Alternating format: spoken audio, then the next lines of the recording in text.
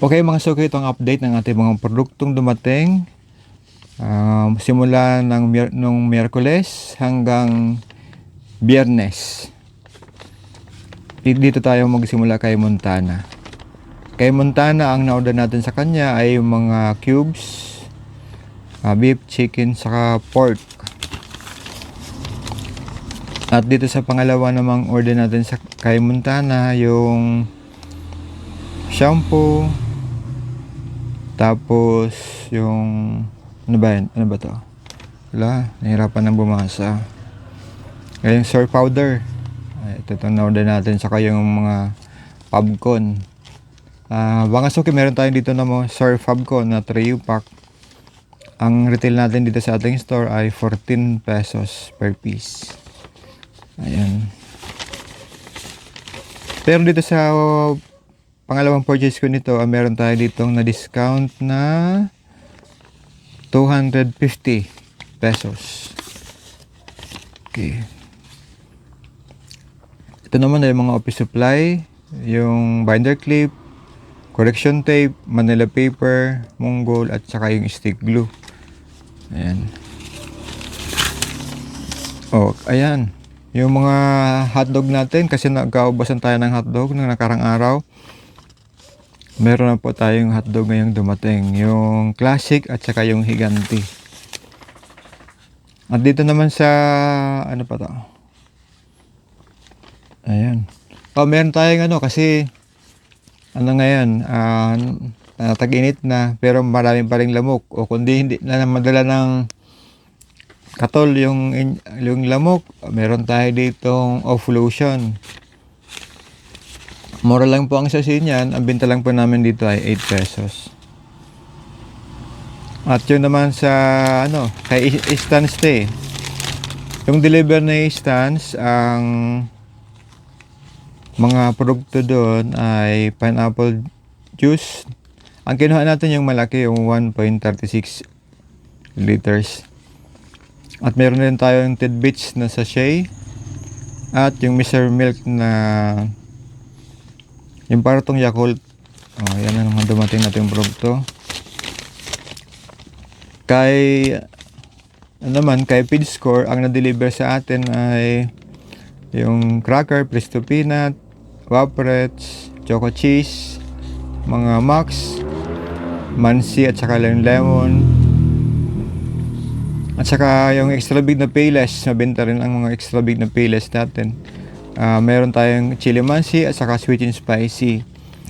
At ito rin, naubos natin yung premium na 20 grams. Meron na po tayong dumating niyan. Pati na po yung greatest white na 10 plus 1. Meron na naman tayo ulit. At yung Sito Solo na apple, meron tayo. Ito panghalo to sa mga gin. At yung may nag-request sa akin na kumuha daw ako ng maliit na Nova, yung ilan ba binta nito nila? Parang pang 8 pesos ba? Pang 8 ata ang binta nito, o 10 pesos ang isa. Ayan po. Ayan ang mga dumating nating produkto. Ito po ang kanyang mga resibo. Ayan, dami yan. 1, 2, 3, 4, 5, 6, 7. 7 resibo. Ito lahat ang dumating.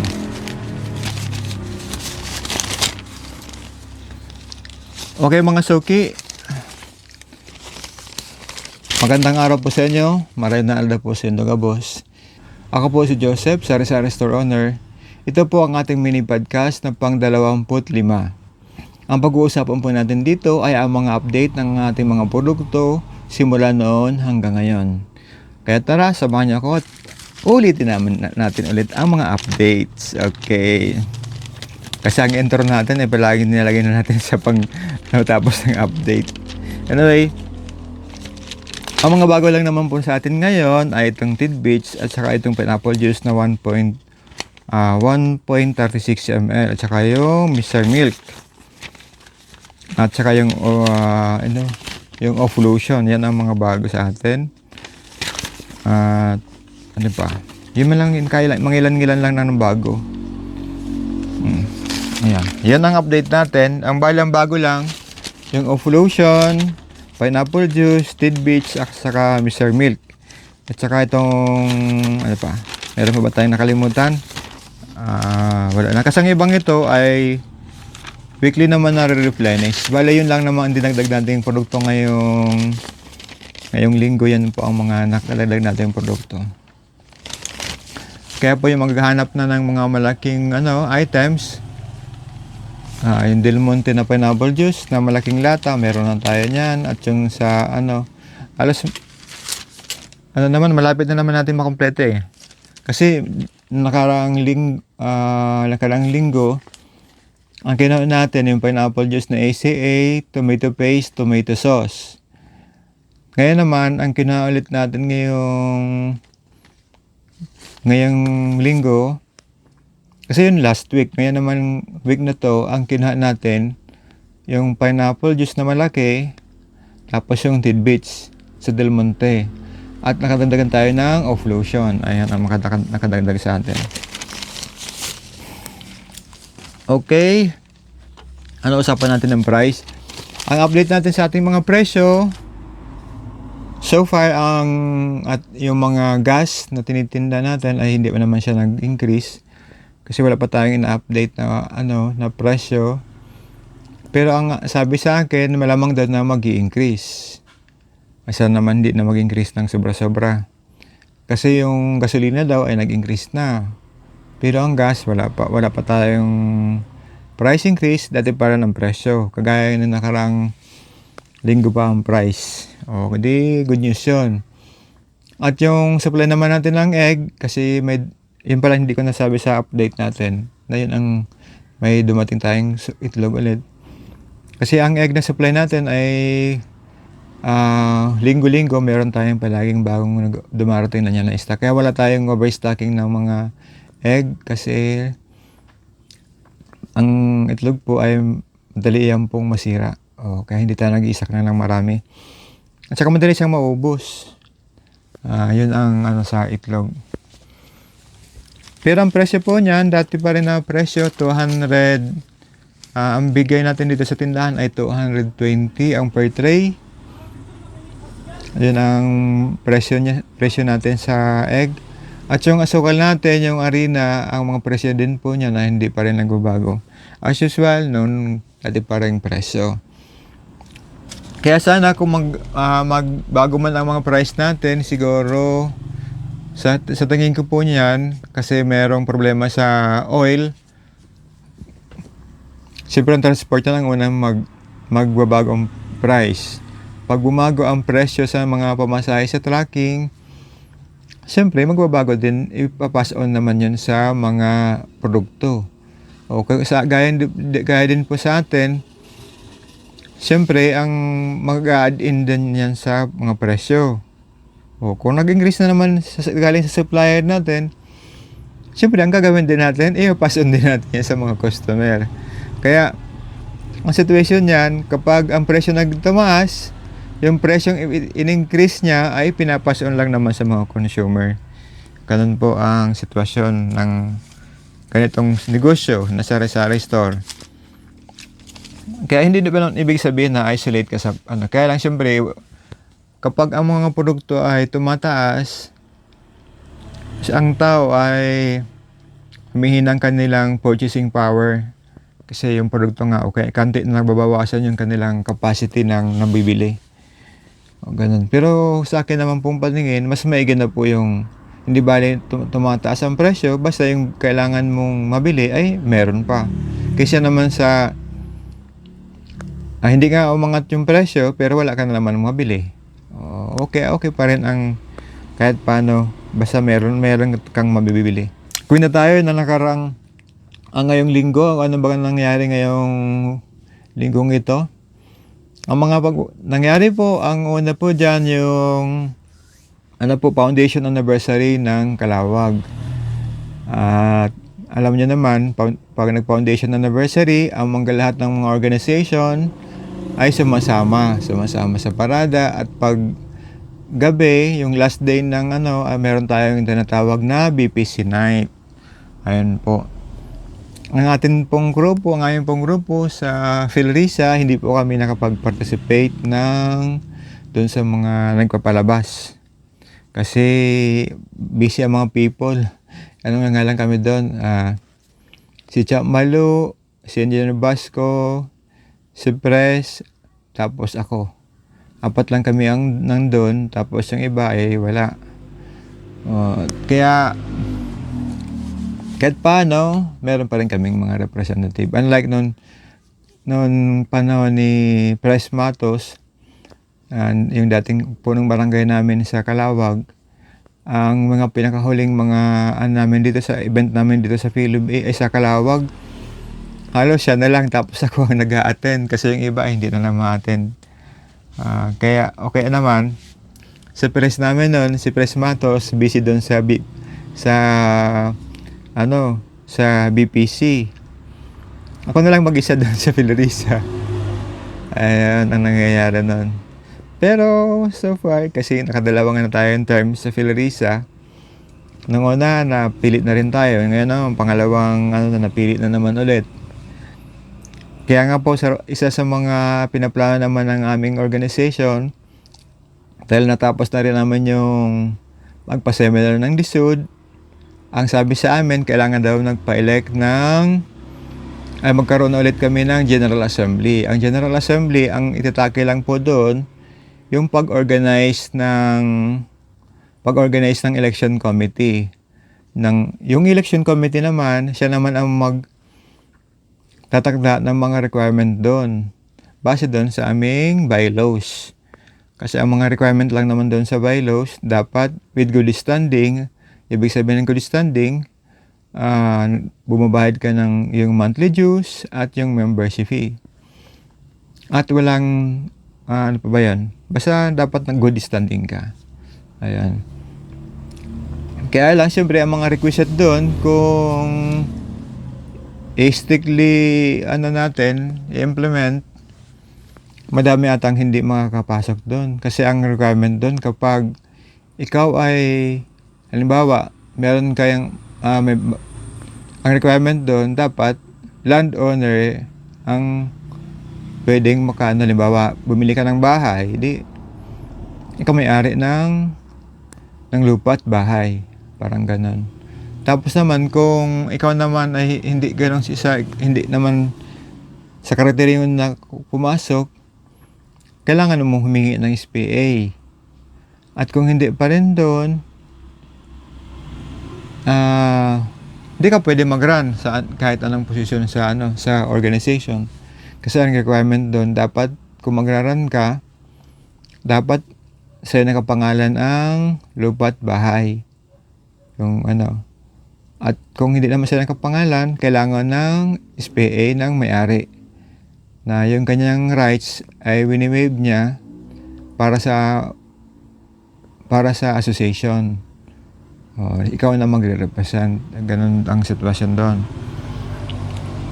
Kaya lang pag natapos na naman doon sa mga requirements, syempre, ang sunod nun, yung election committee, yung magka-finalize siya ng lahat ng mga bumayad na ng mga membership fee, ay ipapaskil na po yon. Kasi yung mga eligible lang ng mga members, siya ang pwedeng bumoto sa association, sa homeowners. Kaya po kung naisipin po ang sa Philibil po, sa estimate po namin dito sa aming lugar, ang aerial estimate po ng mga bahay, mahigit po ang highest po is 240 or 250, ang lowest po is 220. Somewhere around that numbers ang mga bahay dito sa amin sa Philibil. Kaya lang, siyempre, subject for validation. Kaya pag nag-house to house ulit kami, tapos makuha namin yung exact number ng mga may-ari ng bahay, yun ang magiging final. Kaya lang, siyempre, yung bawat isa naman sa amin, meron ng mga designation na area. Kaya mabilis lang po yun makuha, ma-deliver. At yung naman sa membership naman, meron naman kami doon na form. Dating ginamit na po namin ng magpa-register kami sa DSUD. siguro likely na yun ulit ang gagamitin namin na forms sa pagkuha ng mga makakadagdag na mga member sa Philrisa. Ayan, mas madami pa ata natakal ko tungkol doon kay Philrisa kaysa doon sa ano. Okay, recap tayo doon sa ano, sa nangyaring parang hindi ako mahimas-masan doon sa yung BPC night. Kasi ang lahat ng mga ano doon, mga member ng BPC, yung mga officer, pinagpananumpa ulit. Last year lang yun eh. Last year, nanumpa naman. Last year nanumpa, ngayon naman nanumpa naman ulit.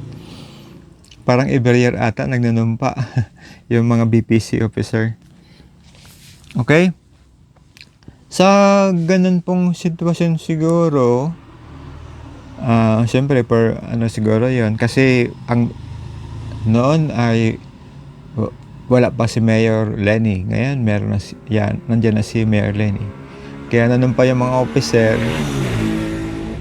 Kaya nanumpa yung mga BPC officer.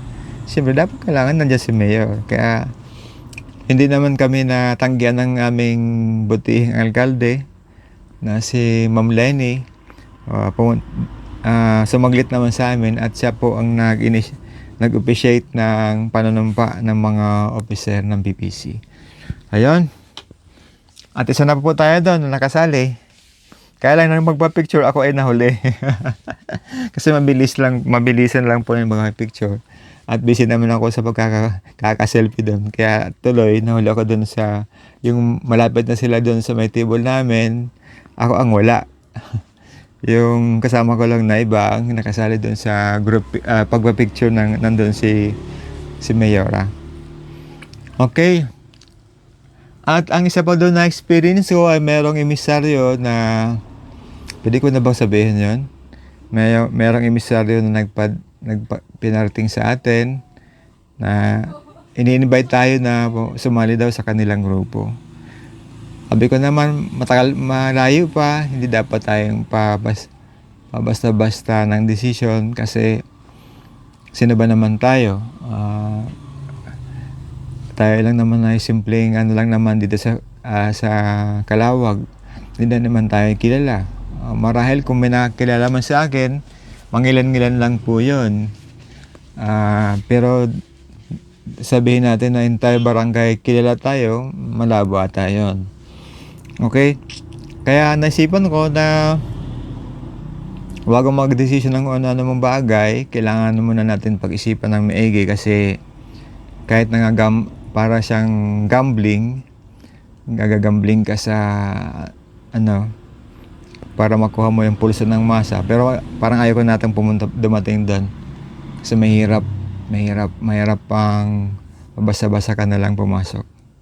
Pero sa pagdating siguro ng tamang panahon, let's see kung anong pwede nating mayambag. But for now, malayo pa kasi at marami pang pwedeng mangyari at meron pa tayong tinatapos na trabaho.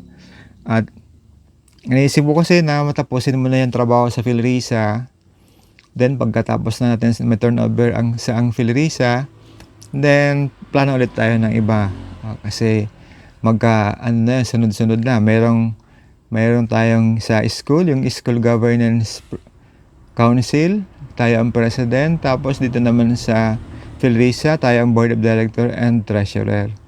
Kaya dalawa na. Kung dadagdagan pa natin ng isa, di madami na ngayon. Paano pa natin pag-divide ang ating mga oras? Parang hindi pa naman tayo dyan full-fledged na sumalta sa mga ganong karira. Kasi busy tayo sa buhay at nahirapan pa ako mag-schedule ng mga time lalo pag merong biglaang okasyon o kaya meeting, meron mag-set ng schedule lalo pa kung nalalaan yan sa mga weekdays. Simula Lunes hanggang Biyernes, mahirap 'yon. Pwede lang naman tayo pag mga Saturday and Sunday, ayan, pag bakante. Kaya po yung mahirap na sitwasyon, mahirap mag-divide ng oras.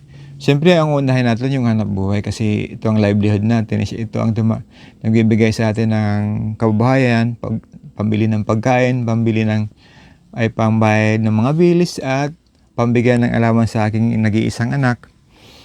Mahirap naman i-compromise natin yon kasi sino pa ba naman ang magtutulong sa kanya kung pati yun ay mapabayaan pa natin ang ating hanap buhay. Kaya for now, business is my priority sa ngayon.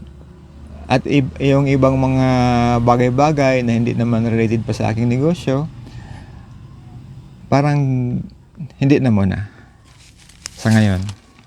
Malayo pa eh. Di ba? Okay? Parang seryoso ang dating ka doon ay. Wala pa. Wala pa tayo doon. Wala pa talaga, promise. Okay, recap tayo ng ating mga ng presyo yung sa produkto natin kasi nauubos ang oras ko kakakwento about doon sa mga nangyari, yung experience ko doon sa amin sa homeowner, sa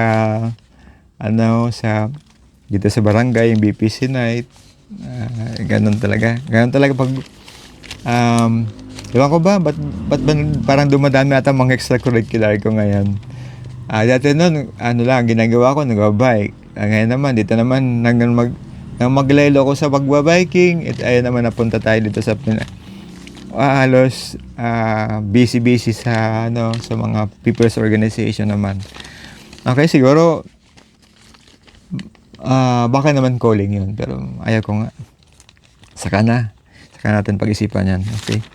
Basta, paalala ko lang po na ang ating mga produktong pumasok ngayon, ay ang pineapple na ACA na 1.36 liters, Tide Beach, at saka itong Mr. Milk, at saka itong Offlotion. Yan kasi ang produktong nakadagdag sa ating mga paninda. Yan po.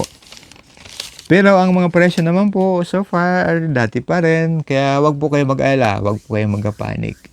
Kasi ang iba nag-panic, pero sabi ko naman sa iba, siguro nagka-panic kasi meron pang buy. Kaya kung magpapanik man lang kayo at kaya magbabay, punta na po kayo sa aking tindahan.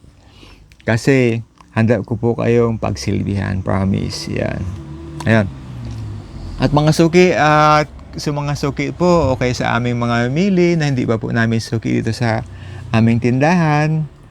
Baka naman po pwede kayong, kung kayo po ay mapapadaan, pagkagaling niyo po dyan sa may Barangay Tanong Outpost, sa kanto lang huyan po ng Calawag Elementary School.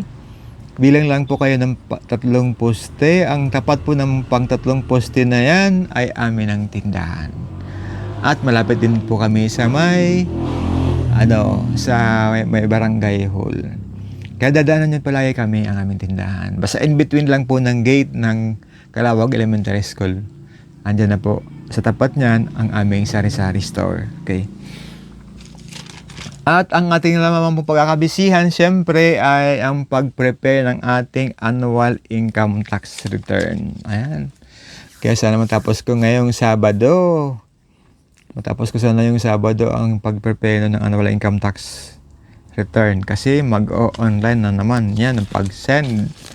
Kaya lang, siyempre, yearly lang yan ginagawa. Kaya hahanapin ko ulit yung aking mga kodigo. Pag-prepare nun.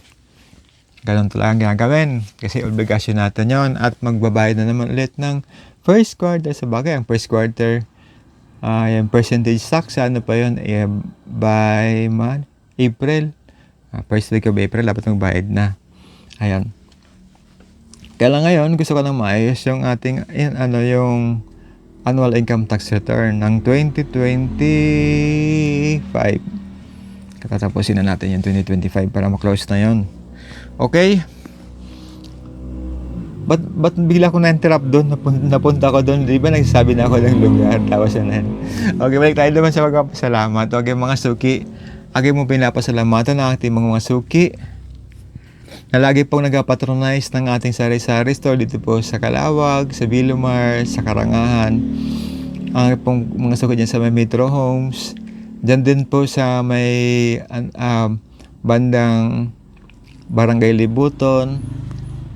Meron pa tayong suki dyan na pumupunta lang dito para mag-photocopy o kaya may bibili ng Milo.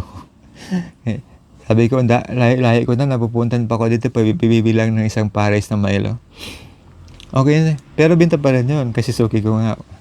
At dito naman po sa may parte ng Haring Kanaaman, meron po tayo dyan mga suki, yung mga seniors natin na suki, yung palaging bumibili sa atin dyan. Pati na rin po doon sa may part ng Kapilihan, St. Vincent, at yun din po sa may northbound terminal, yung ating suki po doon. Kasi meron dyan pong urban housing, mas convenient ata sa kanya na pumunta lang dito sa amin kasi dito sa amin sa Philiville meron po dyan talipapa. Dyan pag bumibili siya ng mga gamit nila sa pangluto kasi dyan na sila bumibili at sinasabay niya na po ang pagpunta dito sa aming sari-sari store. Kaya yan po ang good news. Kung walang talipapa siguro hindi yun makakapunta sa amin. Okay? Kaya marami pong salamat sa inyo at alam ko naman po kasi palagi kayong mga hawak ng cellphone. Ang tao ngayon lahat may cellphone, nag-i-scroll, tumitingin ng mga updates sa kanilang mga social media apps.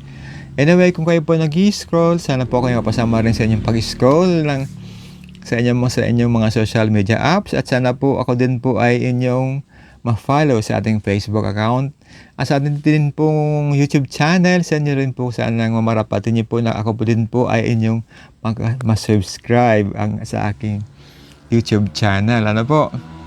Sikat na naman, dyan na po mag-end ang ating mini podcast ngayong araw ng Friday at ipopost po natin ito sa Sabadong umaga.